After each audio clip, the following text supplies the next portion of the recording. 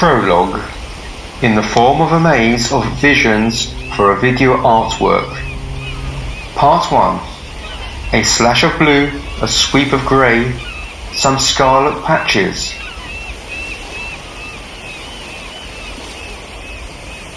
Vita brevis, ars longa, extreme wide shot. Our name will be forgotten in time. No one will remember our work. Our life will pass like the traces of a cloud and be scattered like mist that is chased by the rays of the sun. For our time is a passing of a shadow, and our lives will run like sparks through the stubble. Clouds of every shape and color stand out against the clear, impassive sky and then dissolve into it. Lo, the heavens like a scroll stand revealed before my soul, and the hieroglyphs are suns. Changeless change the law that runs through the flaming inscribed page, word on word and age on age, balls of ice and orbs of fire. What abides when these expire? Through slow cycles they revolve, yet at least like clouds dissolve. Jove, Osiris, Brahma pass, races wither like the grass. The sky has the color of the ocean when it mixes with the foam of the waves. That what is beautiful and bewitching is but a breath of awe.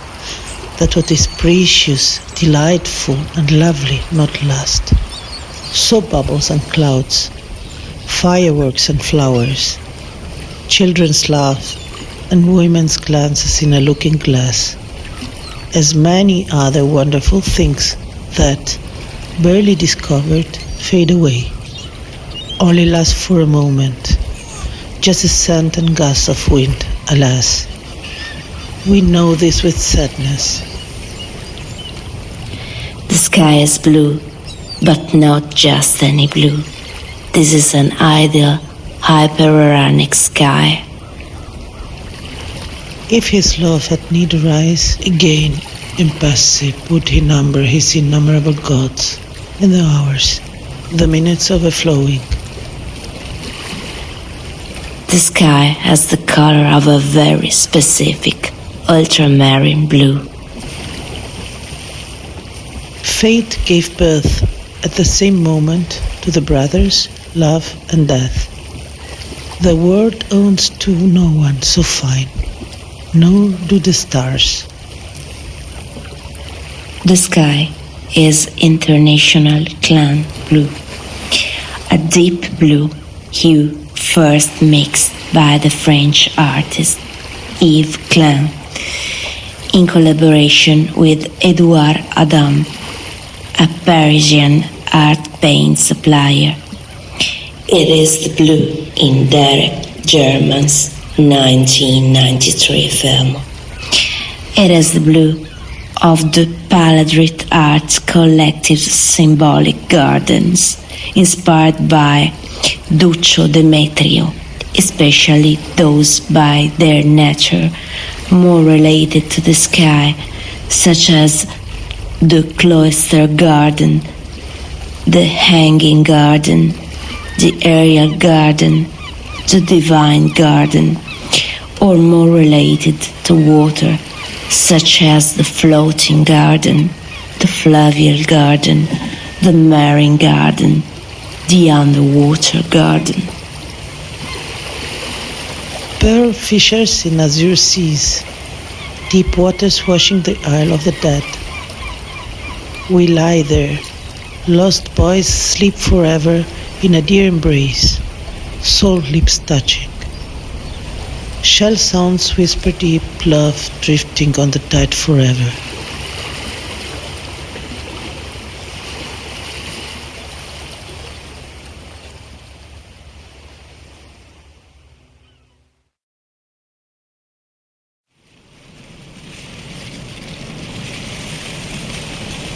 Part 2.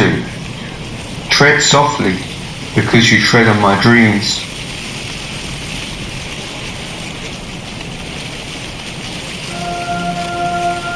In the soundtrack composed by Manuel Chieregato, by elaborating the first 8 bars of Richard Strauss' Alpine Symphony, the B-flat minor scale of the 1915 symphonic poem is replaced with the F minor Locrian scale recurring in De Temporum Fine Commedia, a play by Karl Orff, in which, as its author declared, all is a dream, only a fantasy, pessimistic, optimistic, as anyone wants.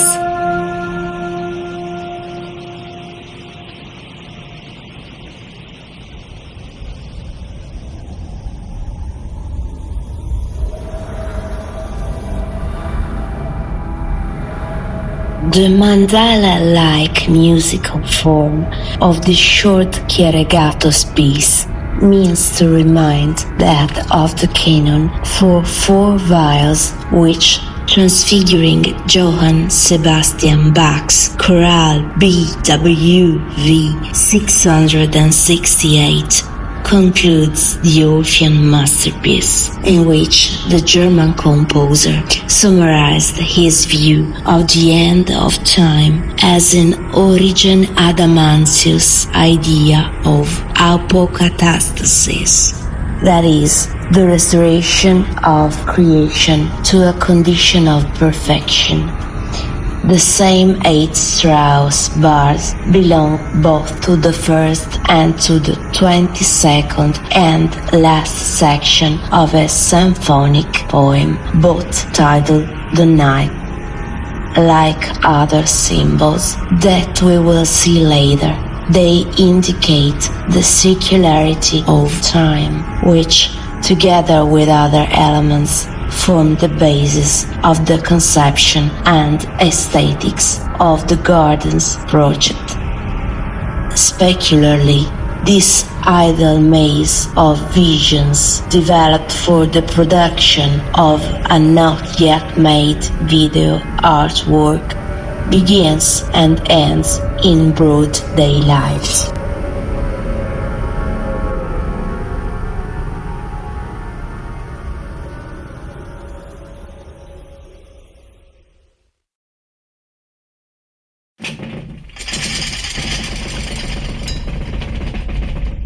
Part 3.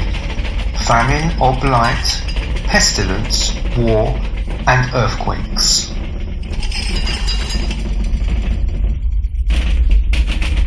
And in the night there's black nothing.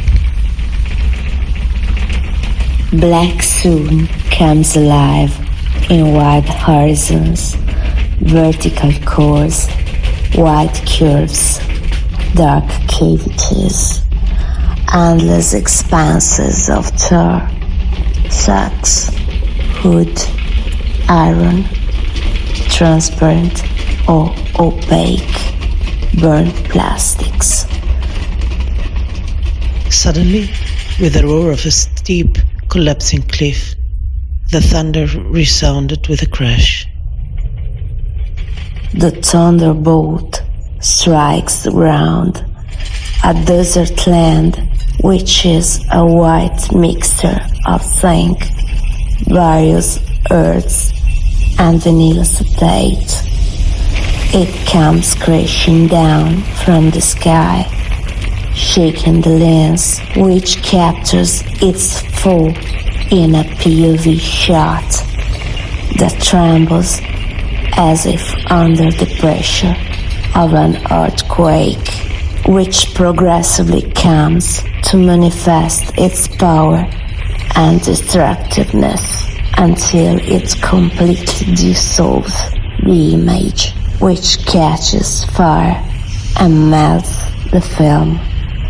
The most complete dissolution of all things, omnium rerum finis, coincides with their resurrection, erit viciorum abolitio. It boomed, it bounced, it rolled hollowly. The sequences are broken down into an increasingly frenetic and lacerating montage of different angles, camera lenses, filters and effects, which culminates with the adoption of the picture-in-picture technique. The time is out of joint.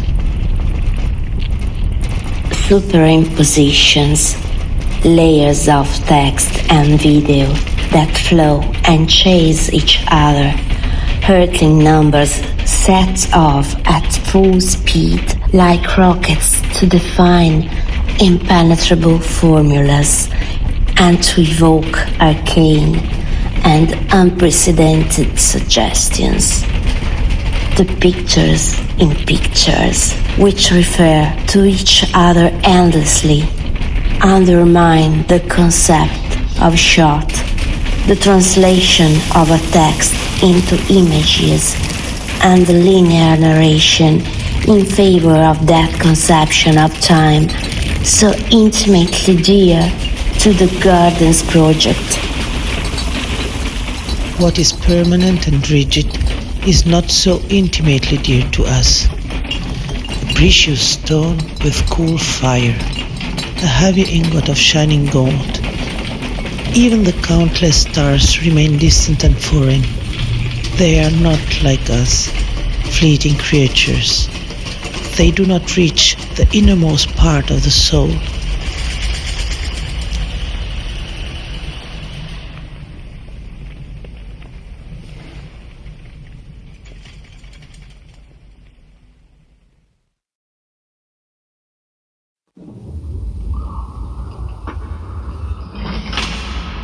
Part 4.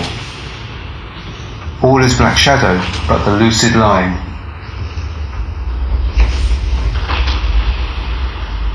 Now instead, the shots become increasingly wider.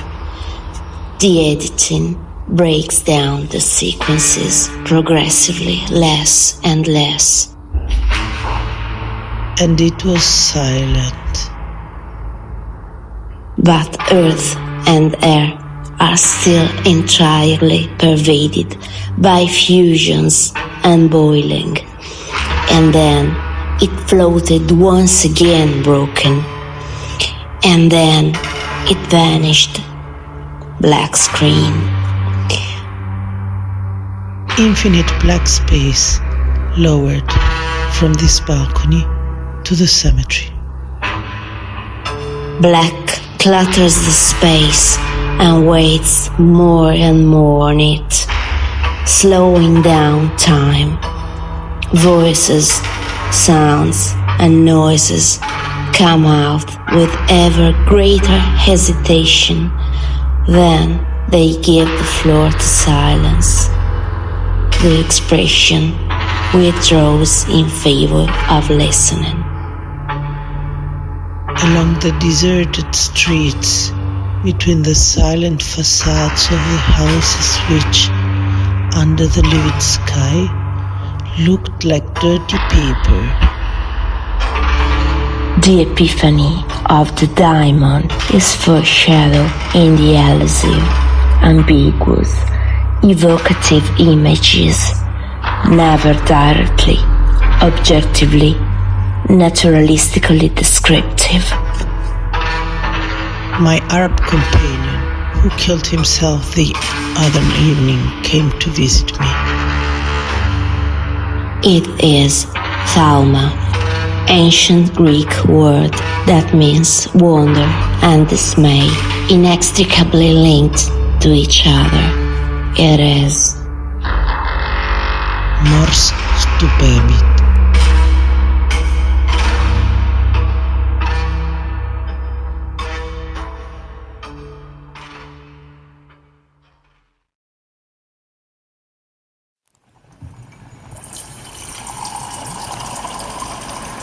Part 5. A midway station given, for happy spirits to alight.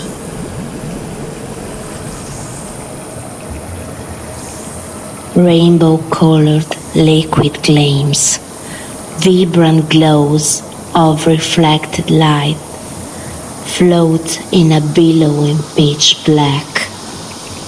Oil slicks seen from Stephen King's Raft, boiling pitch seen from the same bridge from which Dante and Virgil saw it in the 21st canto of Inferno.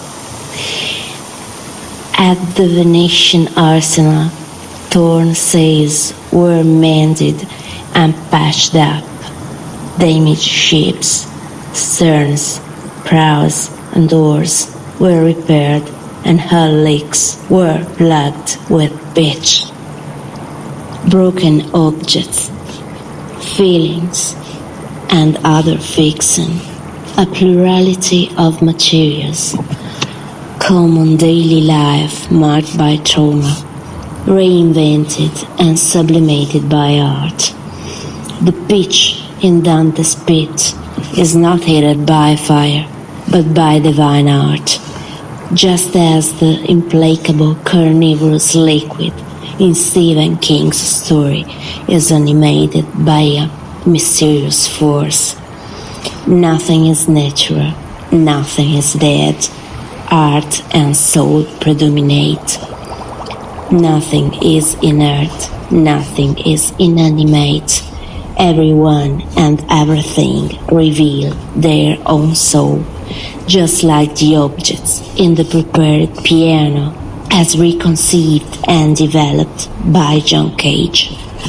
Everything is vibration, and the voice of nature and the soul of everything resonates thanks to the artifice of all that is unnatural.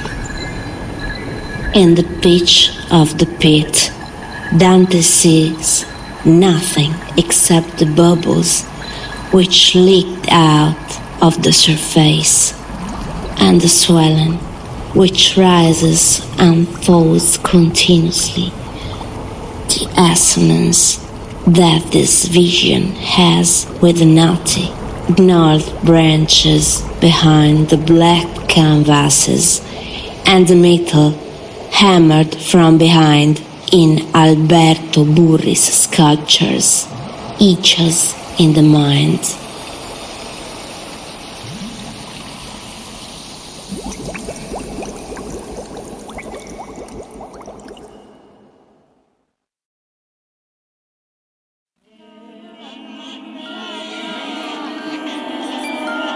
Part 6. The child's first step, as awesome as an earthquake.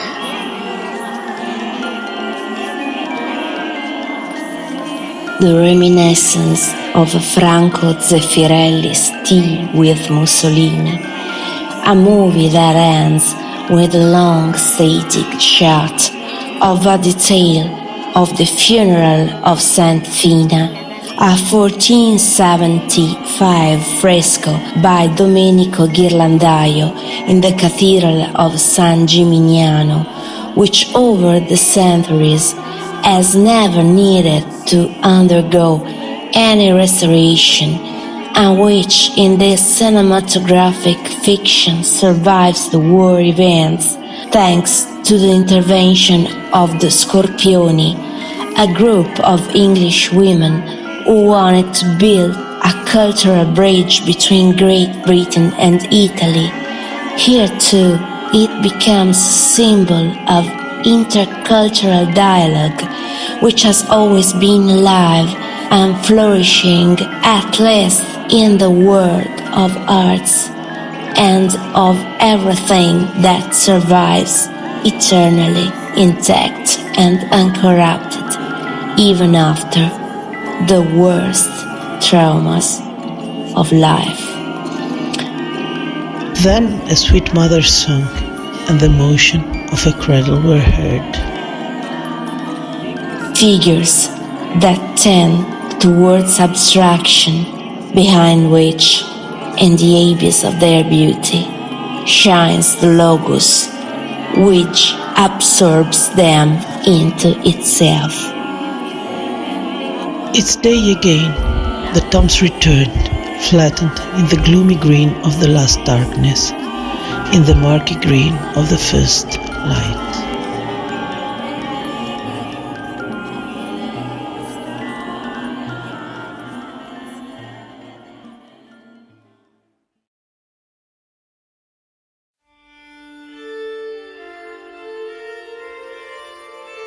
Introduction, or the will to take you into where your longing has pressed hard enough inward on some unsaid dark to create a crystal of insight you could not have known.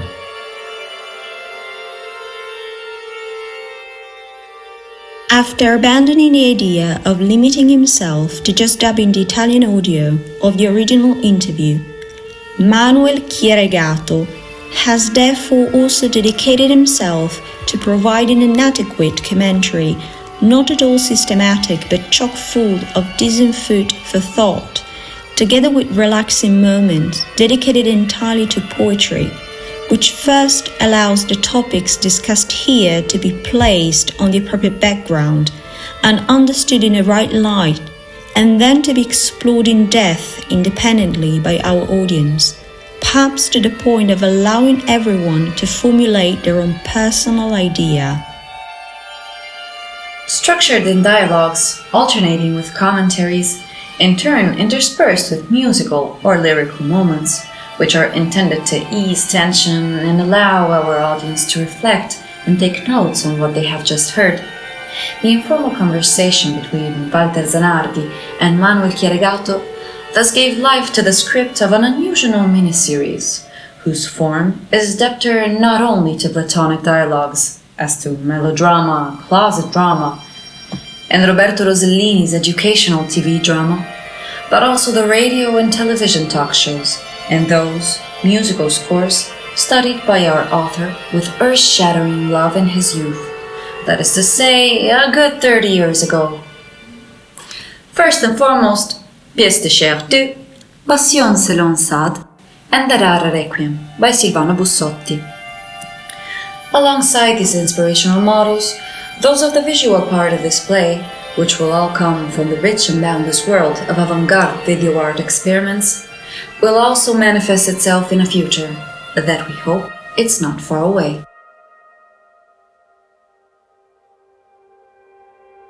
Strong and content, I travel the open road.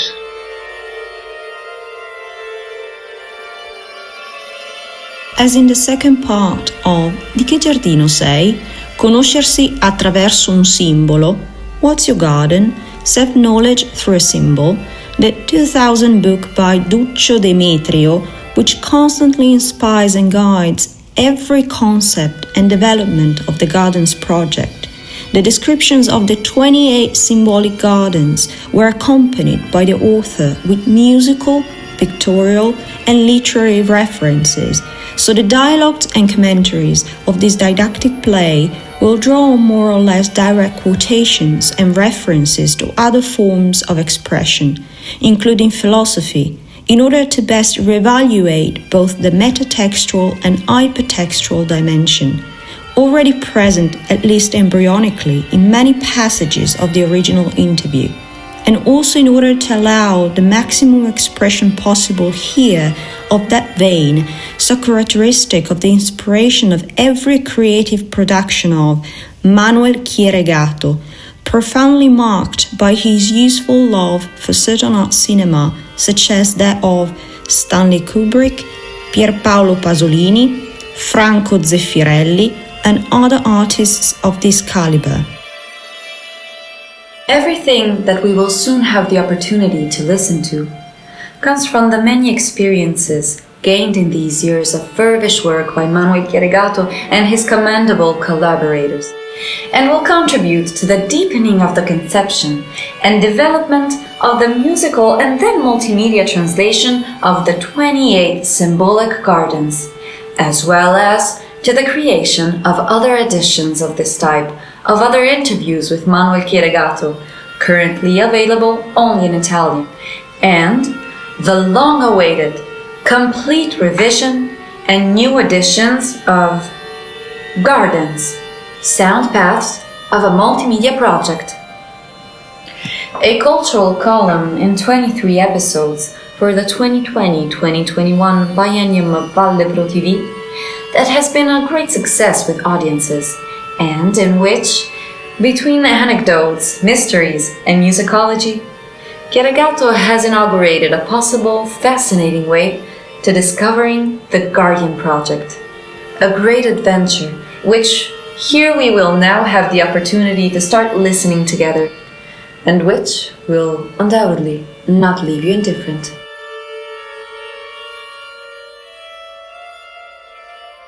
Into a world you were never in.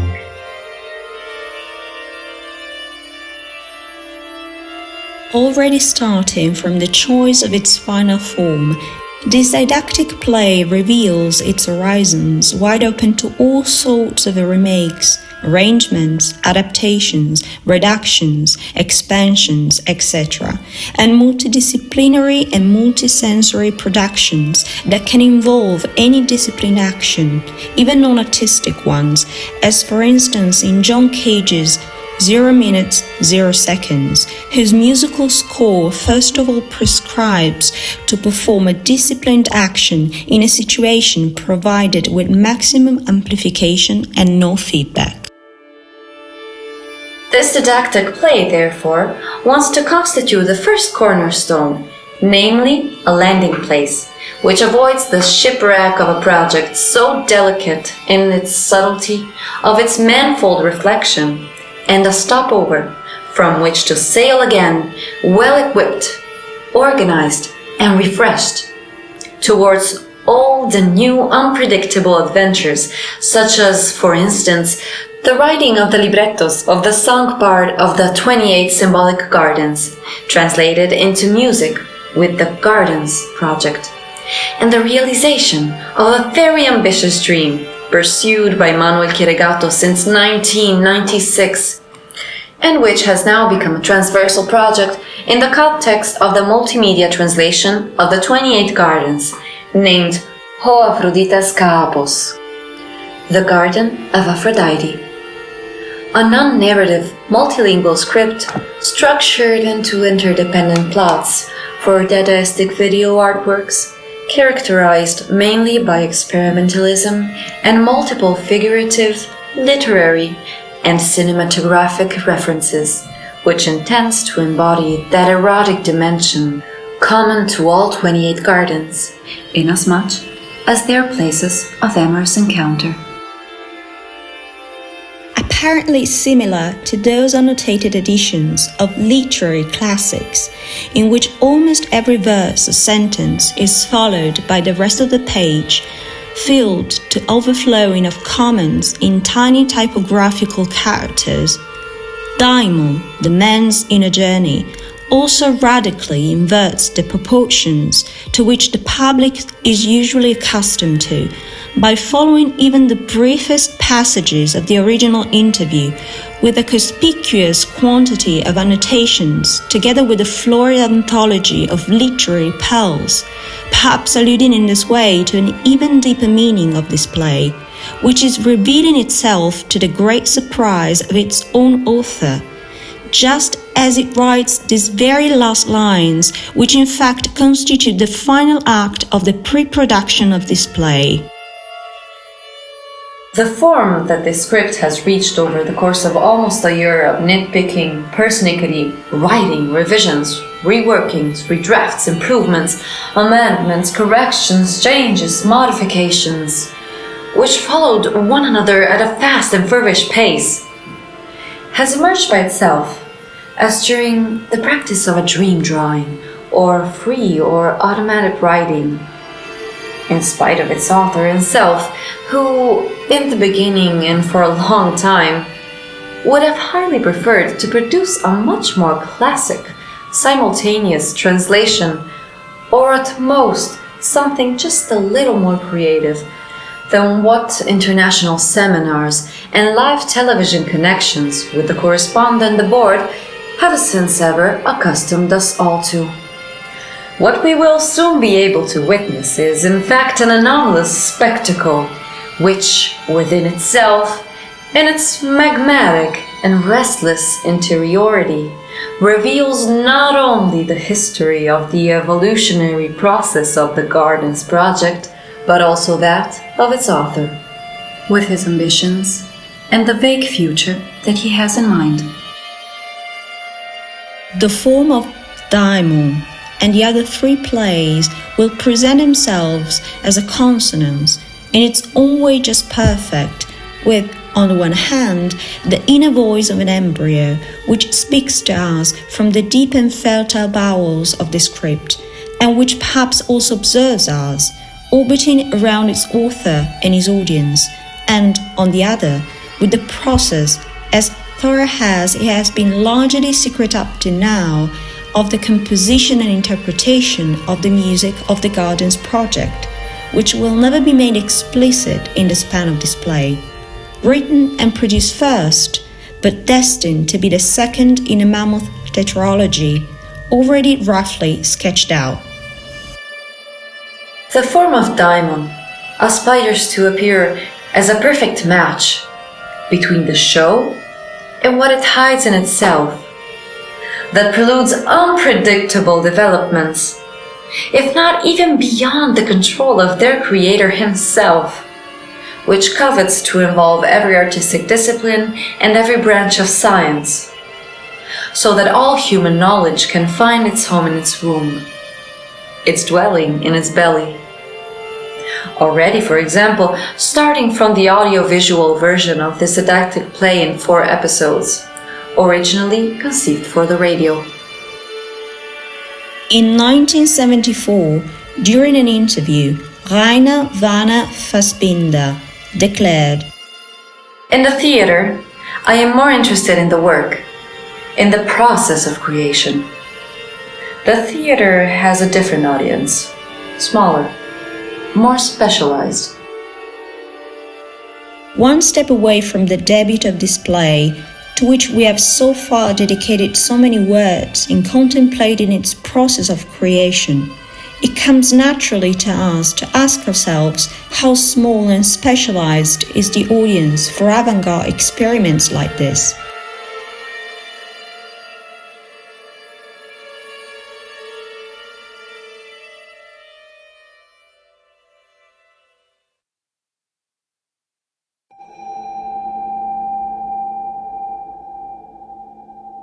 Ladies and gentlemen, The time has come to leave you to listen to Dämon, The Man's Inner Journey, a play whose daring complexity will neither be an obstacle nor a bore to you, but rather we are certain that it will be capable of conquering all your attention until the last word of the last episode. very happy with your company and very honored for all the attention and time that you want to dedicate to venture with us into the deepest meanders and darkest recesses of our reasoning. We thank you with all our hearts and wish you a good listening experience.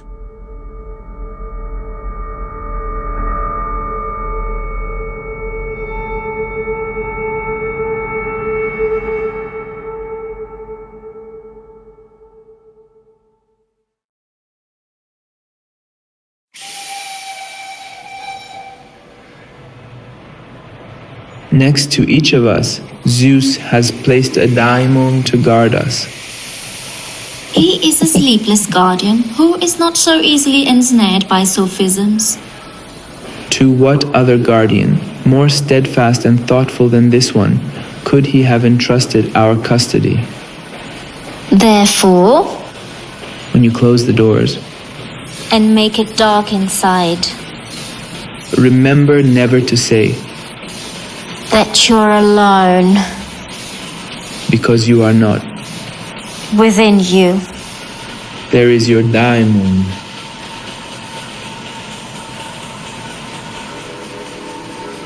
PRALADRIT Art Collective is pleased to present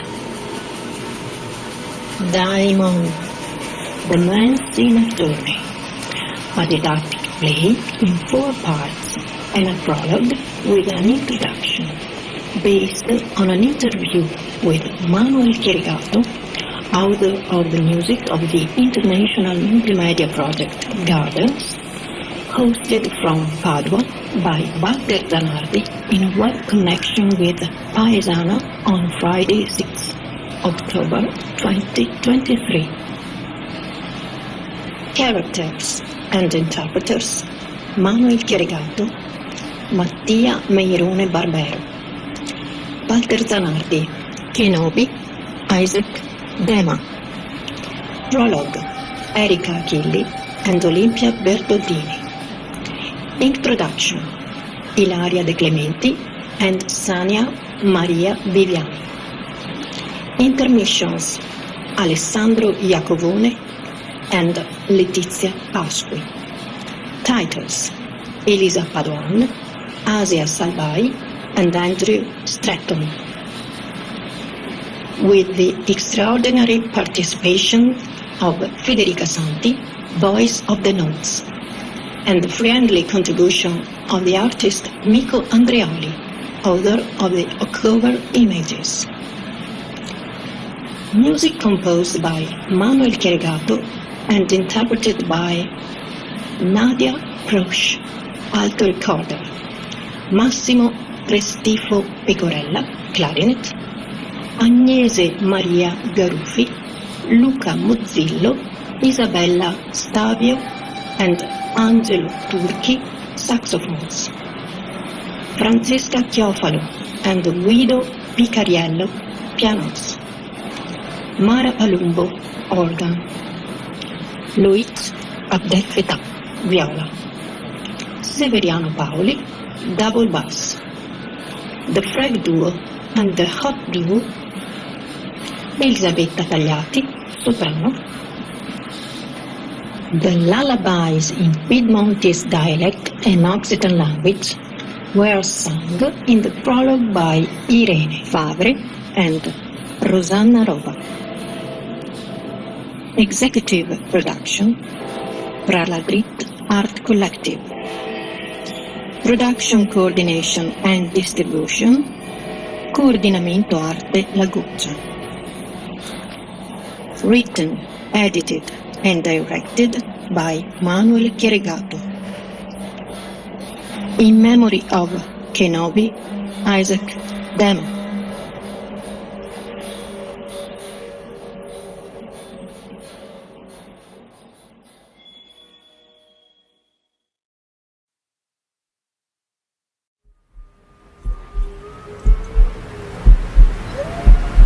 Daimon.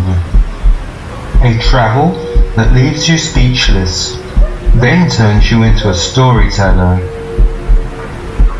Daimon. First part. Mirror. To all those who bleed for freedom.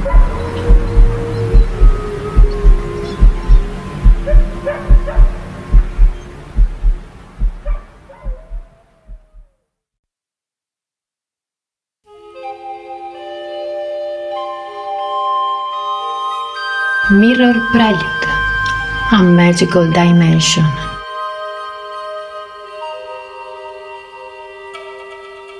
Videmus nunc per speculum in enigmate. Now we see in a glass, even in a dark speaking. From the Versio Vulgata and the 1526 translation by William Tyndale of the First Epistle to the Corinthians, attributed to Paul the Apostle. Simone Farete, an astrologer of the 15th century, is credited with the glory of having rediscovered the use of the magic mirror, which was useful in making known not only the future, but even everything that was happening at the same time in the most distant places. It was said that thanks to it, Francis I of France was informed in Paris of everything that was happening in Spain and Italy. Noël Lecomte had no difficulty in inserting this chimera into his mythology, and an even better learned Dominican scholar even left us with the composition of such an admirable mirror. The way, he says, to know absent things without magic is to write them in large characters on a mirror and present them to the moon, which makes them known to us in another mirror, in which we look. Various historians have reported that Nostradamus saw in talismanic mirrors everything he revealed to us regarding the future.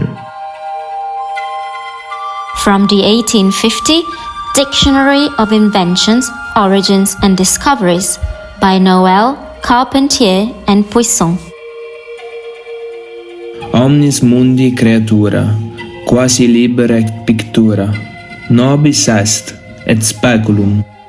Nostre vitae, nostre mortis, nostri status, nostre sortis, fidele signaculum.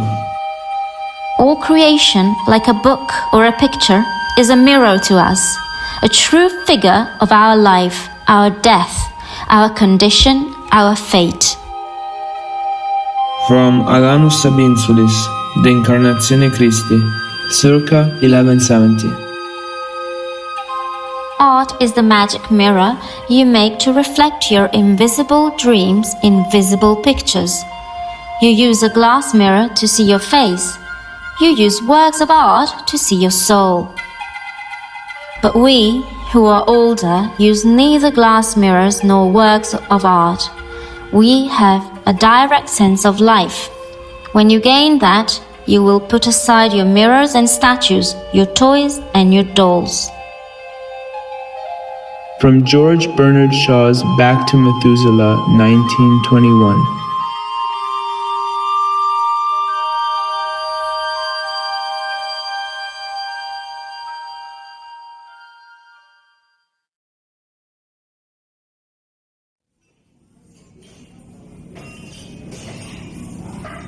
Dialogue number 1. Friends.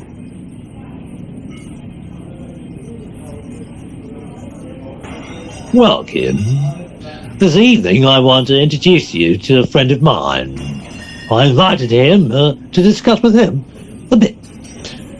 We met online on the occasion of a small work we did together, the reading of a poem for which he had composed a soundtrack. He's a person who deals with contemporary music.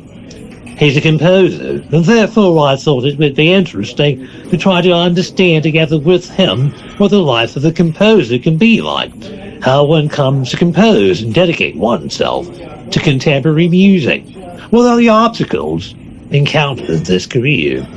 In this interview, we will therefore be talking about contemporary music, a not very popular topic reserved for certain people who have studied music, who have managed to approach a world which is difficult because it is unusual and also rarely performed in concert halls. Contemporary music is a world that requires a certain concentration, a certain commitment, even to overcome the initial obstacle. Often the sounds are not as pleasant as those of the song, which instead is so easy, so catchy, so immediate.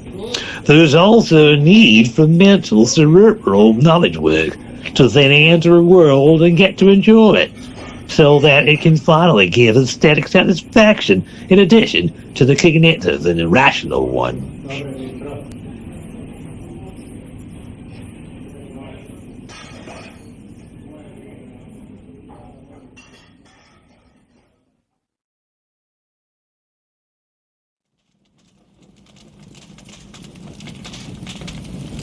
Note number 1. How we met.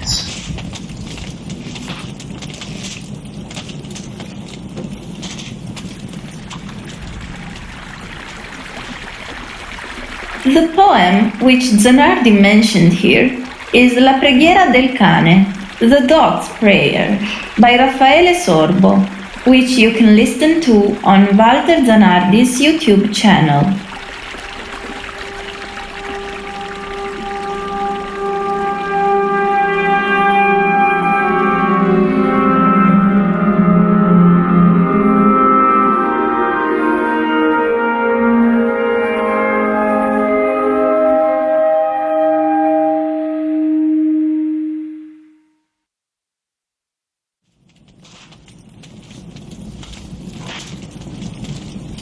culture.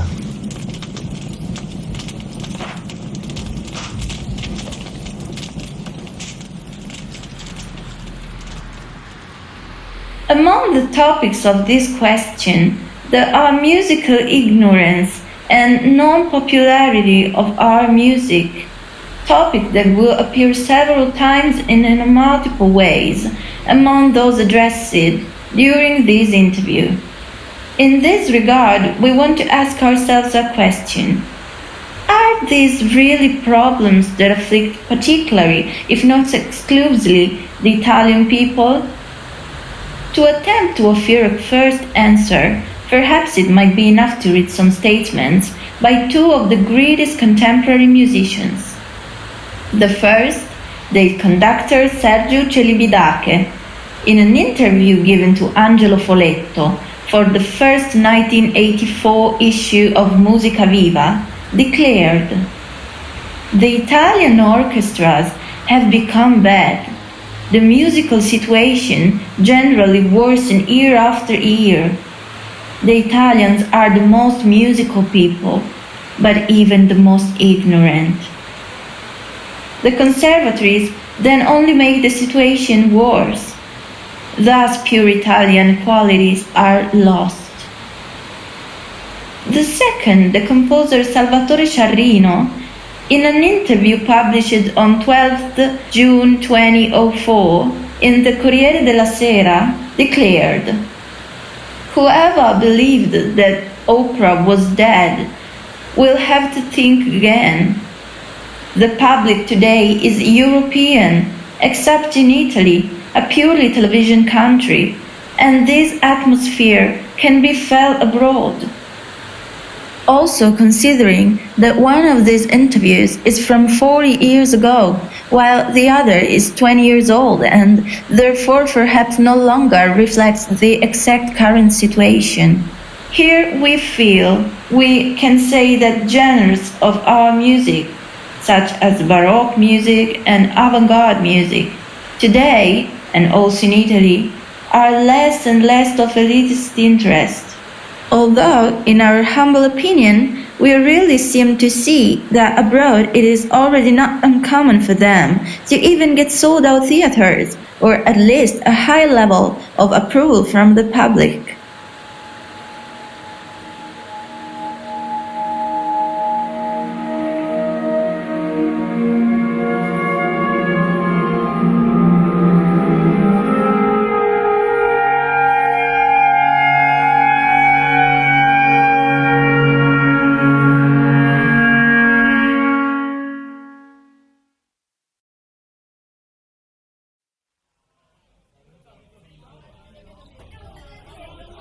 Dialogue number 2.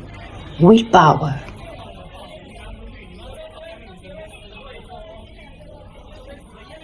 So, Manuel Chieregato is here with me. He was born in 1978, like my second son. I would like to have him freely tell me something about it, how he got to what he is doing. Something about what he is doing, and also something about his life, which he thinks would be interesting to let people know. And then let us talk a little more in depth about what he is interested in. Good evening, everyone. Hello, Valter. Thanks for the invitation. Thanks for the hospitality. In your introduction, you touched on various interesting points, which it would be nice to develop. How one knows contemporary music, why one decides to dedicate oneself to it, why it is rarely performed, why it is so difficult to understand. How I came to know contemporary music, I have already told on other occasions, but it is worth repeating because it was a fundamental event in the course of my life, as were the other encounters, which then directed and shaped my choices, my tastes, my inclination, not only in musical matters, but also in life itself. Because there is not, and cannot exist, any division between life and profession, except with pathological results, because I am intimately convinced that one cannot choose a profession that does not come from the depths of one's own person. That is not who one is. The only profession that can truly mature and be satisfying for those who do it, therefore, it is not the profession that gives more notoriety, more fame, more money, more material satisfaction, but it is that profession which is a direct expression of one's own more authentic and profound self, which is an expression of one's own will to power, in the sense of I want what I can, because I can what I want. It is a point on which I have insisted several times. The will is authentic, true, when it coincides with what one can. I often give the example of the rose, which is not an invention of my ingenuity, but which I derived from authors much more important than me in the history of philosophy. The seed of the rose wants to become and becomes the rose, because only that it can do, because that is its potential, its power. Therefore, the seed of the rose cannot and does not want to become anything other than the rose. So the sun, it shines because it wants to shine. But why does it want to shine? Because it can shine. In short, we are talking about the realization of one's diamond. Exactly.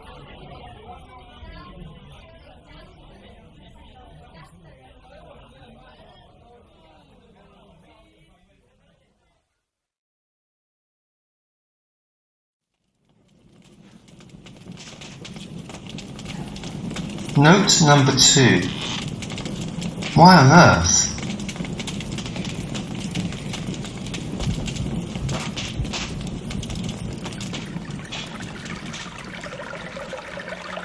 In this note, we will go to great lengths to provide many details, perhaps apparently too annoyingly fragmentary, but which will be useful to better frame and understand the meaning of passages subsequent to this one. For example, those where Chieregato will be asked other questions about the why tries so hard to do a certain thing instead of others, which perhaps are more pleasant, or which lead to pleasure more quickly. And questions about what gratification could ever come from the achievement of knowledge in impervious areas of knowledge. And questions about what enrichment one could ever hope to obtain from a profession that is in more and more cases economically so little, if not at all, remunerative and socially so harshly despised as that of the musician.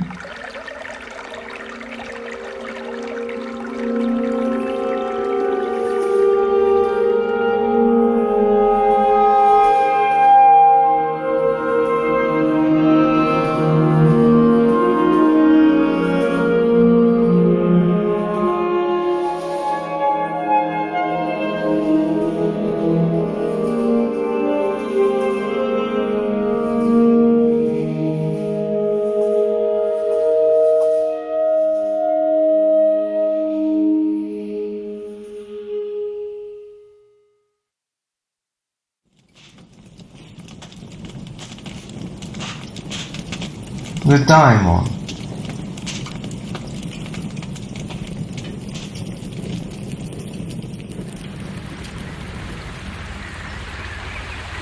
Let us therefore begin our reflection by placing a magnifying glass on the theme of the expression of one's most authentic and profound self, which Chieregato has just spoken about, and which could be summarized in a nutshell with that doing, of which Corrado Malanga writes, in which create that manifestation of ours, the observation of which in turn reminds us of who we are.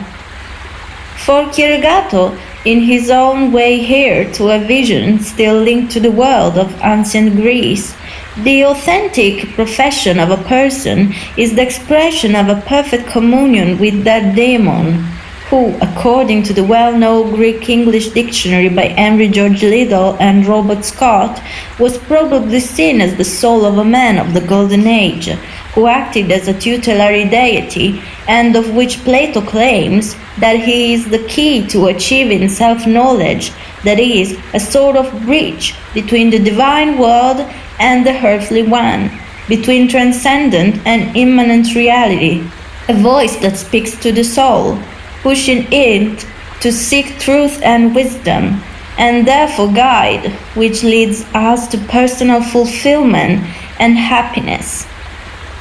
In Benjamin Jowett's 1871 translation of his Symposium, we read, "What is love? He is neither mortal nor immortal, but in a mean between the two. He is a great spirit, a demon, and like all spirits, he is intermediate between the divine and the mortal.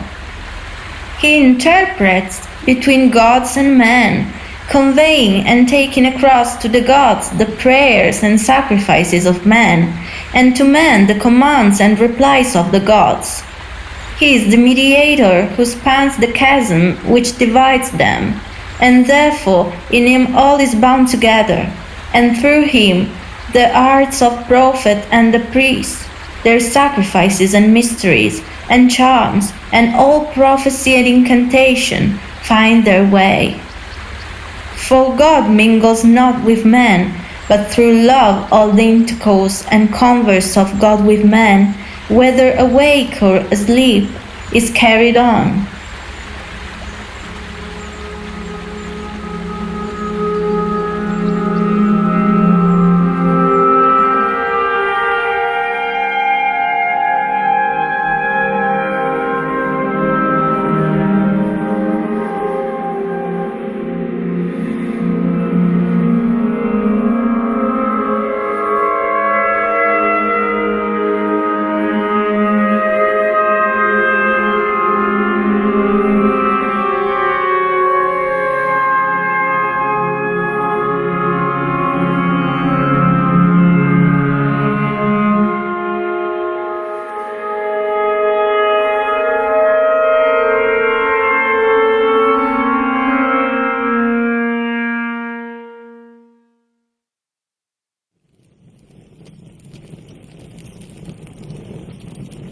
A Man and His Fate.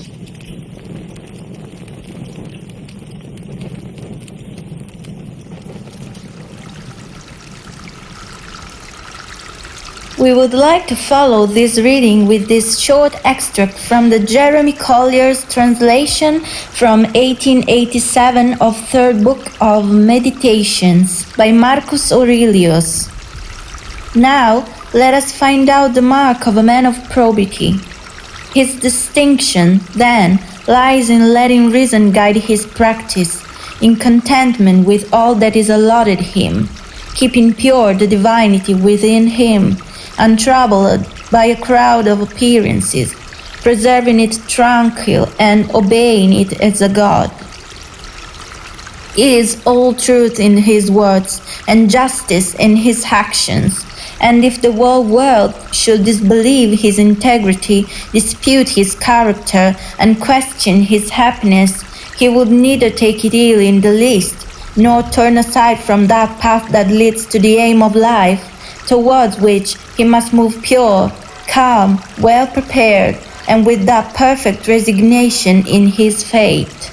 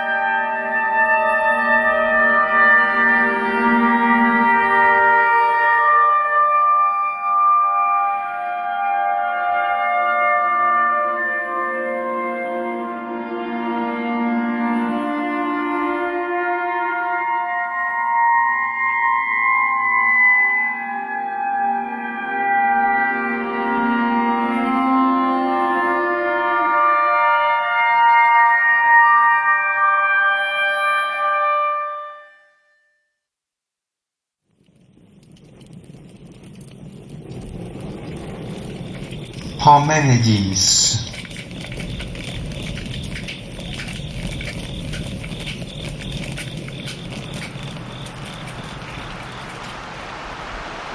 Furthermore, never to be forgotten in the interpretation of the music produced by Chieregato since 2018 is the third verse of fragment 12 of the poem On Nature, in which Parmenides writes of that Daimon who is in the midst of these and steers all things.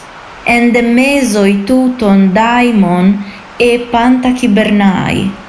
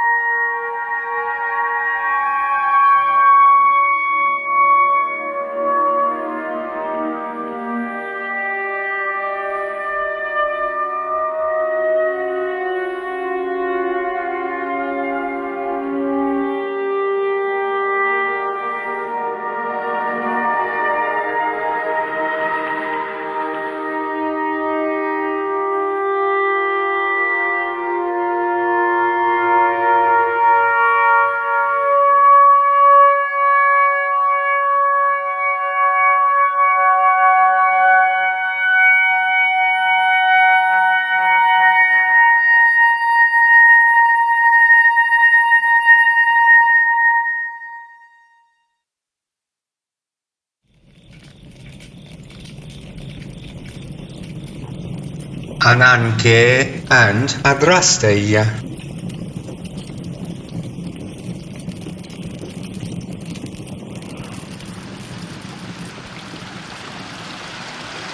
All these must be seen in the broader conceptual framework. So for Chieregato, accepting to do the profession, which is authentically one's own, is not just an expression of communion with one's own daimon, without which there is uprooting from oneself, from one's most ancient roots, but also part of the amor fati, id est, the correct attitude of Nietzsche's overman, who does not accept his own destiny just because he cannot escape it, but accepts and loves it with joy because he is perfectly aware of being the only one capable of achieving it completely. One's destiny is what was reserved for each man by Ananke, the incorporeal goddess of necessity, who with open arms contains the whole world, and who by nature is identical to Adrasteia, the nymph of the inevitable.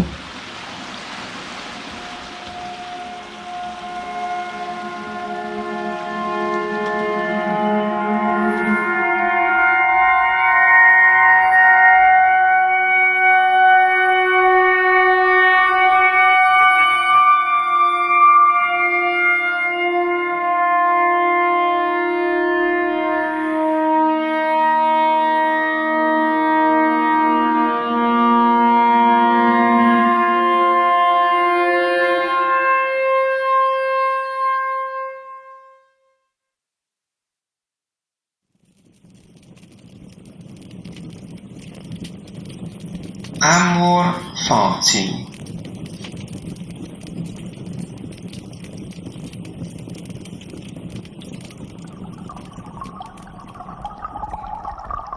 But how do one come to love one's own destiny? Already starting from Baruch Spinoza, we can reason in these terms. The less we know the causes of our actions, the more free we believe we are. The more we know the causes of our actions, the more free we are. This is because in the first case, in ignorance, we vainly fantasize about a freedom which is in fact an imaginary faculty, while in the second case, in awareness, necessity is no longer or less and less a foreign body, but reveals itself more and more as one with my conscience. From a hostile enemy, destiny reveals itself, one veil at a time, for the winner chariots on which to climb. In this light, let us return to Nietzsche. Since his only true great love is his own destiny, the overman accepts the arbitrariness of unexpected human events, does not seek consolation from past evils or from those that afflict him, nor does he seek to avoid the future, relying on casual predictability. Loving one's destiny is being beyond time, in the dimension of eternal return. Amor fati is the formula for human greatness. In Ecce Homo we read, "Not merely bear what is necessary, still less conceal it. All idealism is mendacity in the face of what is necessary, but love it." And in the gay science, we take up this same topic for expanding it in these terms. I want to learn more and more to see as beautiful what is necessary in things. Then I shall be one of those who makes things beautiful. Amor fati, let that be my love henceforth. Nietzsche's love of faith demands not only that we love the bad along with the good, but that we view the two as inextricably linked. Only great pain is the ultimate liberator of the spirit. I doubt that such pain makes us better, but I know that it makes us more profound. This brings us back to the aforementioned Meditations by Marcus Aurelius, in which we read, "A blazing fire makes flame and brightness out of everything that is thrown into it." Another Stoic, Epictetus, also expressed himself along the same line. Do not seek for things to happen the way you want them to. Rather, wish that what happens happen the way it happens. Then you will be happy.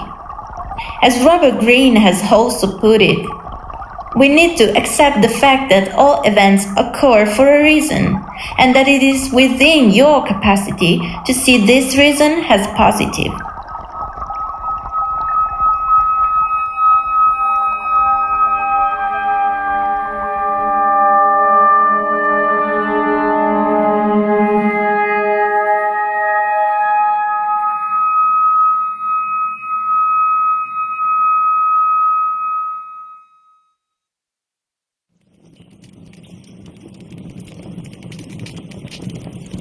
Freedom of will.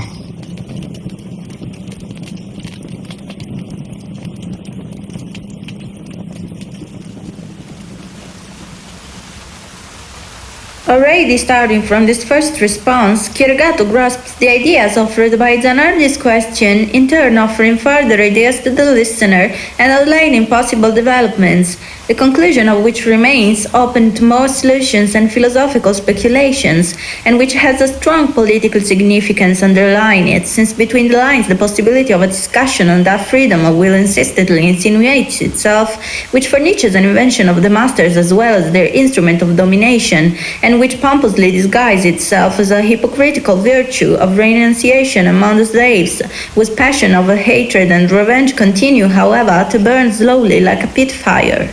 Rereading this response today about Alpha here after its broadcast, we therefore also ask ourselves how much it will still satisfy Chieregato and how much Chieregato has explored this topic in the meantime, given what we read in the latest editions of the Instructions for Correct Performance Practice, whose reading is currently strictly reserved only for the collaborators of the Gardens project, regarding Chieregato's particular concept of randomness, which imbues the project itself and which is emerging with an abundance of ever greater details.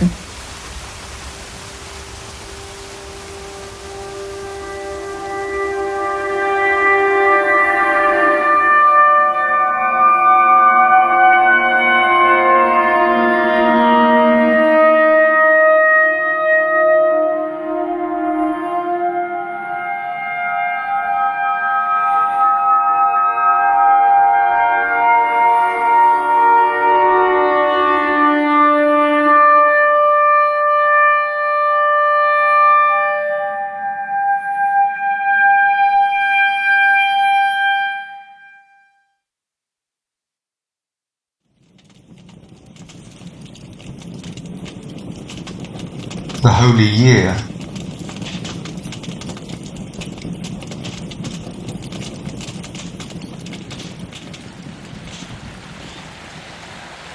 In order to not misunderstand its meaning, listening to this answer must be compared with reading Nietzsche's conception of that human illusion known as free will. For Chieregato, Everything that, for example, induces a person to decide for one solution instead of other is not the cause of the effect, that is, of the decision, but, as we will see better later, a mirror in which a person recognizes himself, not only in sense of knowing oneself, but also of recognizing oneself as part of that organic, continuous and indivisible complex which is reality, in which therefore there can be no distinction between cause and effect. The motivations, the great motivations, those of an entire life, which we begin to talk about starting from this first answer, do not influence like a queen of stars, but make us be what we are. Man coincides with the world, and man's freedom coincides with that of the world. Man's true freedom, not the illusory freedom of the strong and the weak, coincides with his convinced adherence to the order of the cosmos.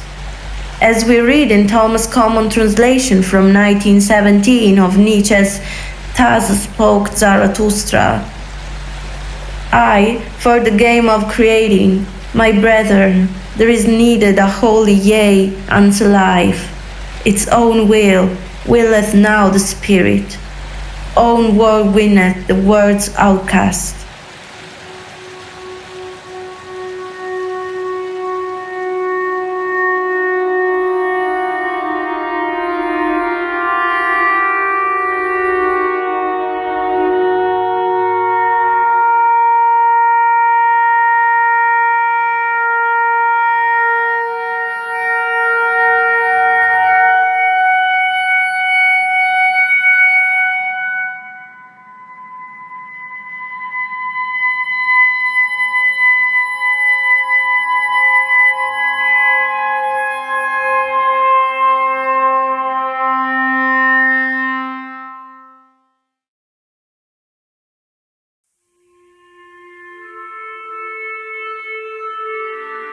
Happiness Interlude Part 1 Lights.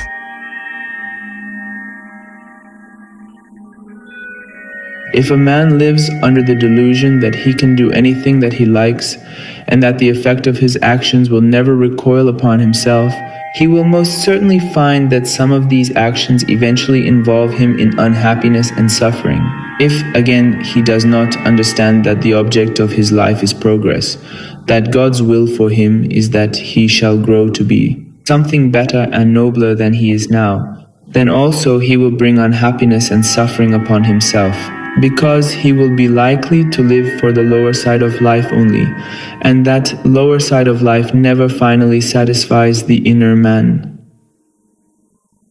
From Charles Webster's Lead Beaters, The Masters and the Path, 1925. Virtue's true reward is happiness itself, for which the virtuous work, whereas, if they worked for honor, it would no longer be virtue, but ambition. From Thomas Aquinas, Summa Theologica, 1274. For nothing is self-sufficient, neither in us ourselves nor in things. And if our soul has trembled with happiness and sounded like a harp string just once, all eternity was needed to produce this one event. And in this single moment of affirmation, all eternity was called good, redeemed, justified, and affirmed. From Friedrich Nietzsche's The Will to Power, posthumous.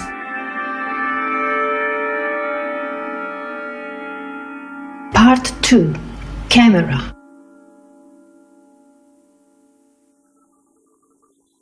What need is there of long journeying on the land or voyaging on the seas to seek and search for virtue, whose roots have been set by their Maker ever so near us? By constant care they rear the virtues into stems, rising up to heaven, saplings ever blooming and immortal, bearing and never ceasing to bear the fruits of happiness, or as some hold, not so much bearing as being in themselves that happiness. From Philo's Every Good Man is Free, 1st century AC. True happiness is of a retired nature and an enemy to pomp and noise. It arises, in the first place, from the enjoyment of oneself, and in the next, from the friendship and conversation of a few select companions. From Joseph Addison's The Spectator, 1711-1714. Happiness, whether consisting in pleasure or virtue or both, is more often found with those who are highly cultivated in their minds and in their character, and have only a moderate share of external goods, than among those who possess external goods to a useless extent, but are deficient in higher qualities. From Aristotle's Politics, 4th century BC. I fear the inevitable conclusion we must all come to is that in the world happiness is quite indefinable.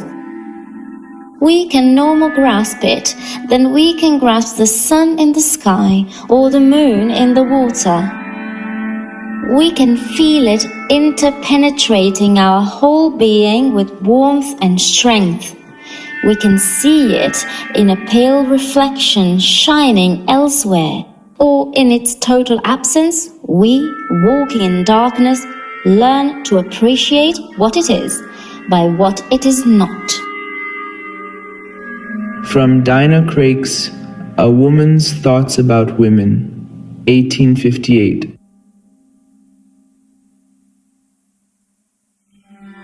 Part 3. Action.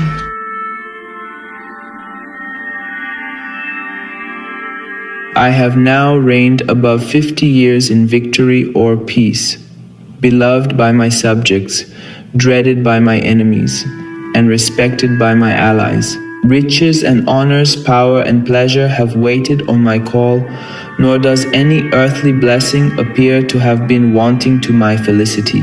In this situation, I have diligently numbered the days of pure and genuine happiness which have fallen to my lot. They amount to 14. O man, place not thy confidence in this present world. Abd al-Rahman III, Caliph of Cordoba, in Edward Gibbon's Decline and Fall of the Roman Empire, 1776 to 1789. I once went through books and wanted to understand what philosophers said about life.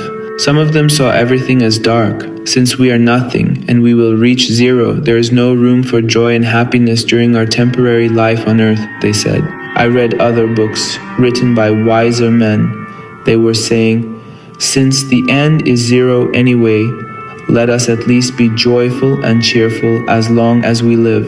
For my own character, I like the second view of life, but within these limits. A man who sees the existence of all mankind in his own person is pathetic. Obviously, that man will perish as an individual. What is necessary for any man to be satisfied and happy as long as he lives is not to work for himself, but for those who will come after him. Only in this way can a man of understanding act. Complete pleasure and happiness in life can only be found in working for the honor, existence, and happiness of future generations. From Mustafa Kemal Atatürk, conversation with Romanian Foreign Minister Victor Antonescu on 20th of March 1937. I could tell you a long story, and you know it as well as I do, about what is to be gained by beating the enemy back. What I would prefer is that you should fix your eyes every day on the greatness of Athens as she reality is, and should fall in love with her. When you realize her greatness, then reflect that what made her great was men with a spirit of adventure, men who knew their duty, men who were ashamed to fall below a certain standard. If they ever failed in an enterprise, They made up their minds that at any rate the city should not find their courage lacking to her, and they gave to her the best contribution that they could. They gave her their lives, to her and to all of us, and for their own selves they won praises that never grow old. The most splendid of sepulchres, not the sepulchre in which their bodies are laid, but where their glory remains eternal in men's minds, always there on the right occasion to stir others to speech or to action. For famous men have the whole earth as their memorial. It is not only the inscriptions on their own graves in their own country that mark them out.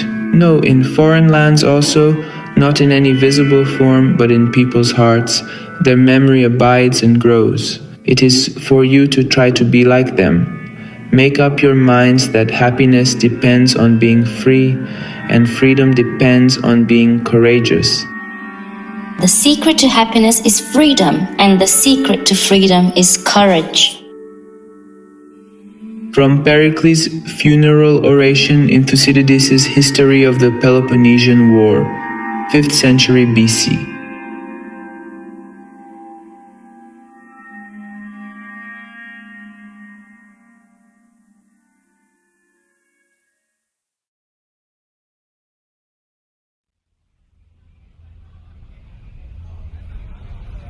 Dialogue number 3 by the Lucky Stars.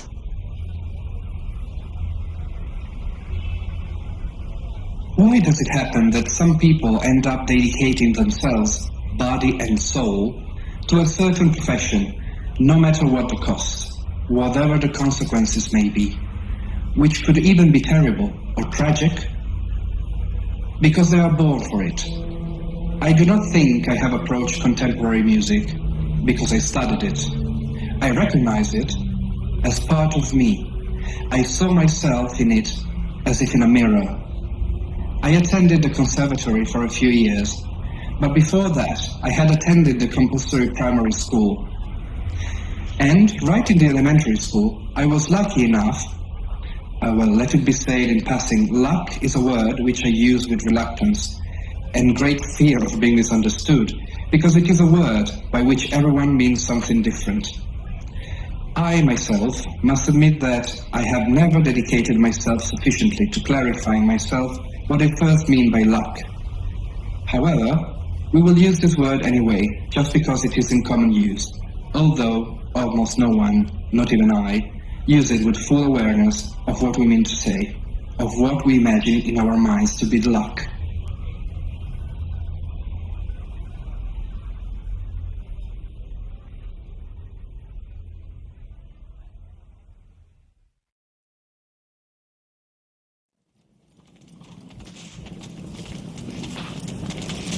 Note number 3.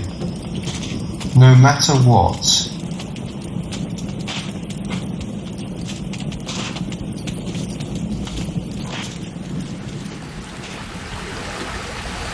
The still dual vision of our author, whereby there are those who dedicate themselves, body and soul, to their own profession, and those who do not, can be read in terms, whereby on the one hand there are those who claim to be able to live by their own work, and on the other hand, there are those who, for their own profession, are serenely willing to die, just like the martyrs for their faith, or indeed clearly see in their own profession the main road to that death, which is moksha, hidest, to that liberation, which is salvation from the cycle of rebirth, and the achievement of a superior spiritual condition.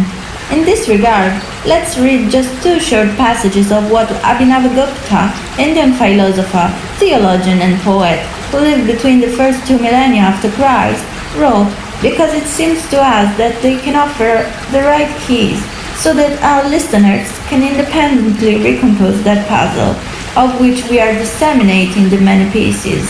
In the first we read something which closely reminds us what we have already quoted from Corrado Malanga's thought. The enlightenment, prakasa, which arises in the state of moksha, is like the memory of a forgotten heritage, and this forgotten heritage is the state of oneness with everything. The second reminds us of those passages from the previous commentary, in which knowledge and liberation were placed in closer relationship with each other. In fact, Abhinavagupta wrote, Liberation does not occur in any other way except by severing the knots of Ajnana, id est, the nescience. Finally, for Chieregato, a professional is such if and only if that professional is willing to die for his profession, since, in the light of the myth of Plato's cave and the first canto of Dante's Purgatory, for Chieregato one's own profession is in daily life the concrete manifestation par excellence of that process of liberation, id est, of that pilgrimage, of that climb up the mountain, which the unlashed person violently wants, to conquer freedom even at the cost of dying.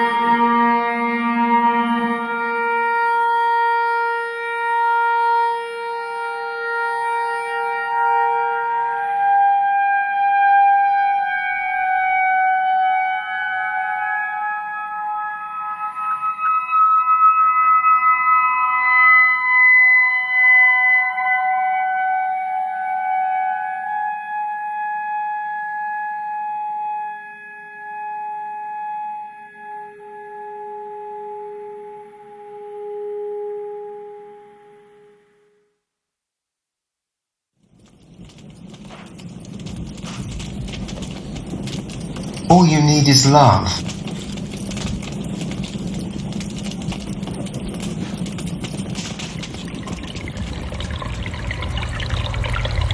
Having set the topic of work against its background, let's take a closer look at the moment in which Chieregato perhaps only mentally touched on the theme of his feeling for schools and by extension for institutions. When our author replied very vaguely, "I don't think I have approached contemporary music because I studied it," in reality he intended to hide the rest of what he really thought, but which we, who know him well, we have read on his forehead. Chieregato has in fact always loved every school as much as a donkey loves beatings. Chieregato's instinctive rejection of any institution, as well as any reality, which he deems divisive and therefore anti-anthropic and therefore ultimately unnatural, is a theme particularly dear to our author. Having clarified this aspect, the sentence we are commenting on must nevertheless also be interpreted from another point of view, the opposite one, which leads us to directly connect to a statement by John Cage from 1949, which, in our opinion, better than any other biographical story, placed in the right light and right perspective the first foundation on which the development of everyone's life is based, being the only energy that can truly move every choice, every action, and every effort with consistency and effectiveness, so as to building one's own life one brick at a time and authentically. Love. In Lecture on Nothing, in fact, we read, "I remember loving sound before I ever took a music lesson, and so we make our lives by what we love." Two sentences that remind us of just as many by Heinrich von Kleist. What is worth striving for, if not love? And Olympus too, Alcmene, without love is desolate.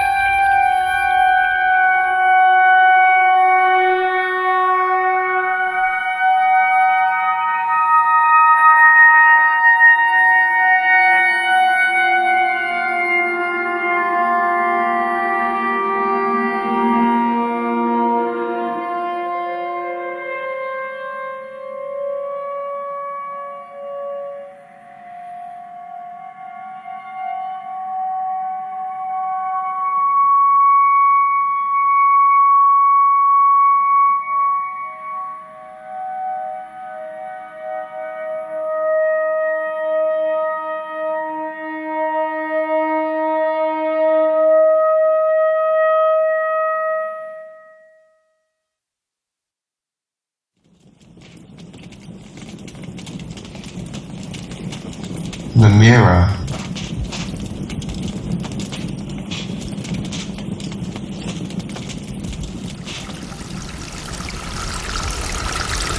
The third theme of this answer, which we aim to highlight here, is the theme of the mirror, which, reflecting an apparently identical image, but in fact flipped horizontally, is a symbol of that necessary and inevitable phase in the path of self-knowledge, which is the reversal, whereby we must face the world that surrounds us and face ourselves in a completely reversed way compared to the starting one, producing a revolution in ourselves, as total on the inside as it is invisible on the outside. Reflection, used here in the very same meaning as reversal, is also a sense of deep and introspective meditation. It is necessary to turn upside down and inside out, to see the other side of reality. But we will not fail to return to this topic soon, to delve deeper into its implication also in light of the myth of Narcissus, which tells us of a young man who does not shy away, but seeks the image of himself. He is not even scared of it, but even he falls in love with a love that he knows is impossible, so that the theme of the double at times takes a back seat to the yearning for love.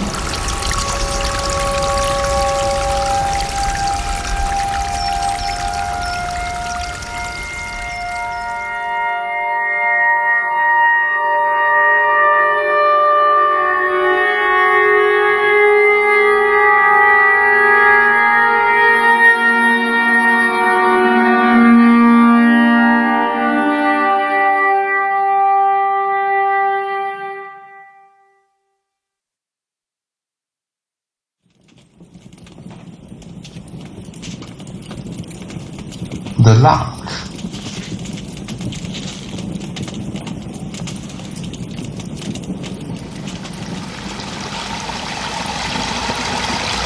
This response concludes by raising a problem dear to the Gardens project as well as to Chieregato himself. Luck. Carefully rereading this passage, which is a prelude to the continuation of our story, however, it comes naturally to us to ask ourselves whether here Chieregato really intended to use the word luck just because it is in common use, as he himself declared, or whether rather for the pleasure, so dear to every avant-gardist so dedicated to aleatoric music, of trying his luck. Luck being, yes, a word in common use by anyone, but the meanings of which everyone more or less naively attributes to it, would not be, as Chieregato fears or perhaps hopes, common and conscious to almost no one.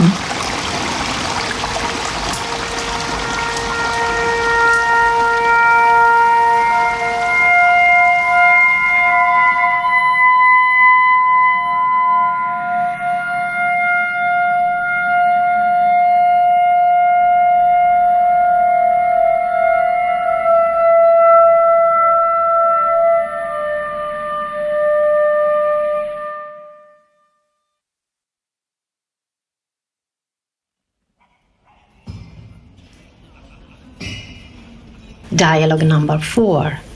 In the beginning is the relationship.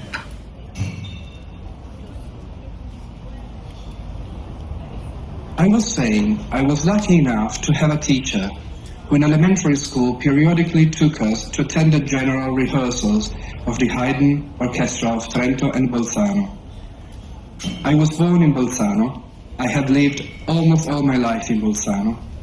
Only now, for a few years, have I been lucky enough, just to stay on the topic of the luck, to divide my life between Bolzano and Piedmont.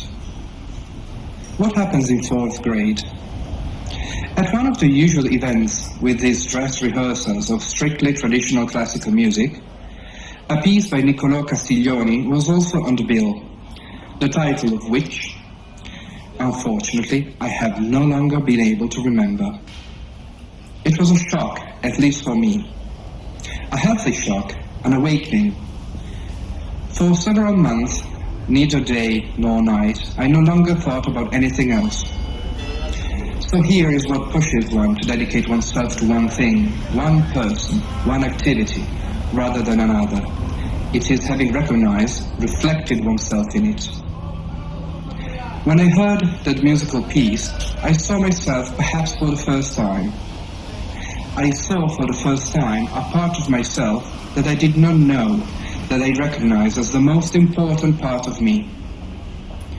Today, at the age of 45, I am sure of it in every way. That is the most important part of me. That is the thing for which I have reincarnated into this world for this time. I am here for contemporary music. I was born for it. Study is consequent. Then I do not think school is of much help. I do not believe in school just as I do not believe in any other institution. I do not believe in the state, the church, etc. For me, culture cannot come from an institution. It is always a personal, splanchnic, visceral involvement.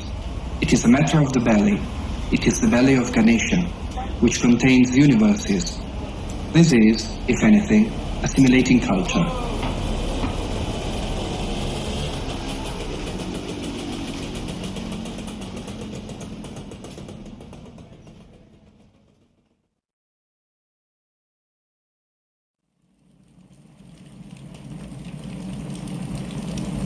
Note number 4. Narcissus.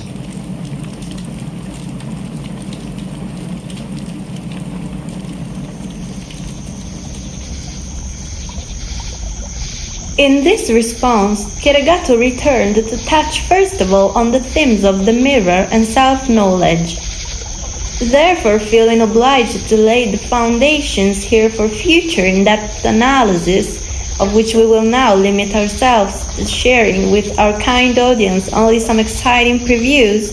We point out how, from the Oxyrhynchus Papyri to the narrations of Conon, from the Metamorphoses of Ovid to the Pausanias description of Greece, the element common to all versions of the myth of Narcissus is in fact water, in which the son of Selene and Endymion is reflected. This would lead us to think that the young and beautiful hunter did not limit himself to observing his own image reflected in the water in a state of torpor, but that he was moved by the strong impulse to confront the element of water, a symbol of inner knowledge and introspection, as if it weren't precisely the long and careful contemplation of our own image in the mirror that gives us the strength and frankness to observe others for a long time. So, in 1977, Peter Hand wrote about the myth of Narcissus in The Weight of the World, a journal. Continuing along this path, we will arrive at deducing that the beauty, discovered by Narcissus, will no longer refer to the mere appearance of things, but rather to the ecstasy that the perfect fusion between individual and nature generates. The annihilation of the self as initiatory death, animated by a profound desire for change, to return to the origin, to discover the mystery of life. Narcissus, in love not with his own simple image, but with his own matter reflected in the source, that is, with that matter which is hyle, philosophical understood as an indefinite substance and principle of individuation of every entity, as well as one of the leitmotifs found in the aesthetics of the Gardens project. Note well how, for instance, Tales of Miletus already maintained that the first principle of everything was water. Interpreted with this reading key, the myth of Narcissus can therefore symbolize that individual who manifests his material imagination, dreaming of himself in profound union with the reality that surrounds him, or even reminds us of that Narcissus outlined in one of the verses of a Salvador Dali's poem, linked to an artwork he painted between 1936 and 1937, who disappears in the cosmic vertigo. Narcissus, in his immobility, absorbed by his reflection with the digestive slowness of carnivorous plants, becomes invisible. There remains of him only the hallucinatingly white oval of his head.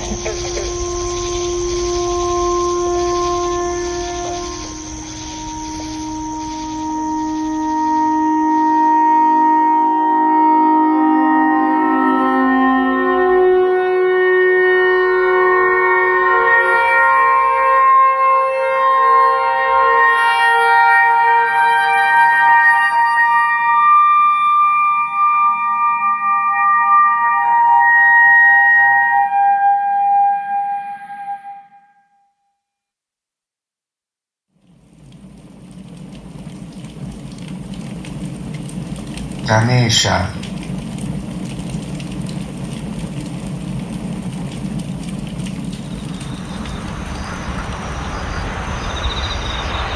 In the second part of this response, Chieregato finally returned to talk about the theme of the institution, as opposed to the innate drive of the individual, which leads him to conclude the speech by naming the god Ganesha, of whom we now want to briefly recall only those symbolic aspects, which more than others are believed to have inspired the life and works of Manuel Chieregato, therefore postponing until the next narratives of that great adventure that the Gardens project is, the in-depth analysis of their meaning, as well as the complex relationship which, together with many other symbols, exists between these and the various not only musical creations of Manuel Chieregato and his collaborators. Also called Vinayaka, a name that means he who removes obstacles from the spiritual path, Ganesha is the god of beginnings, whose single task indicates the ability to overcome all dualism, whose abyss belly contains infinite universes, whose posture of the legs indicates the skill of living in the world without being of the world. It was Ganesha who appeared in the background of the first dawn, when the sum of Om vibrated through nothingness, and who gave shape and law to the new universe by his harmoniously rotating and swirling.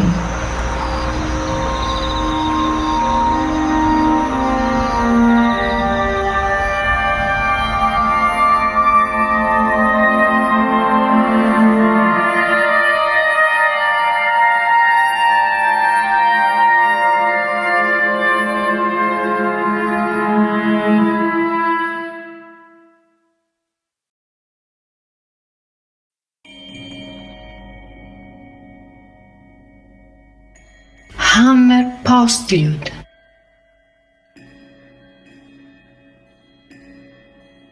Art, it is said, is not a mirror, but a hammer. It does not reflect its shapes. But at present, even the handling of a hammer is taught with the help of a mirror, a sensitive film that records all the movements. Photography and motion picture photography, owing to their passive accuracy of depiction, are becoming important educational instruments in the field of labor. If one cannot get along without a mirror, even in shaving oneself, how can one reconstruct oneself or one's life without seeing oneself in the mirror of literature? Of course, no one speaks about an exact mirror. No one even thinks of asking the new literature to have mirror-like impassivity. The deeper literature is, and the more it is imbued with the desire to shape life, the more significantly and dynamically it will be able to picture life. From Leon Trotsky's Literature and Revolution, 1924. On the mountains of truth you can never climb in vain. Either you will get up higher today, or you will exercise your strength so as to be able to get up higher tomorrow. Those were steps for me, and I have climbed up over them. To that end, I had to pass over them. Yet, they thought that I wanted to retire on them. Philosophy, as I have until now understood and lived it, is the voluntary life in ice and high mountains, the seeking out of everything strange and questionable in existence, everything that up to now has been banned by morality. From Friedrich Nietzsche's A Book for Free Spirits, 1878. How to Philosophize with a Hammer, 1889, and How One Becomes What One Is, 1908.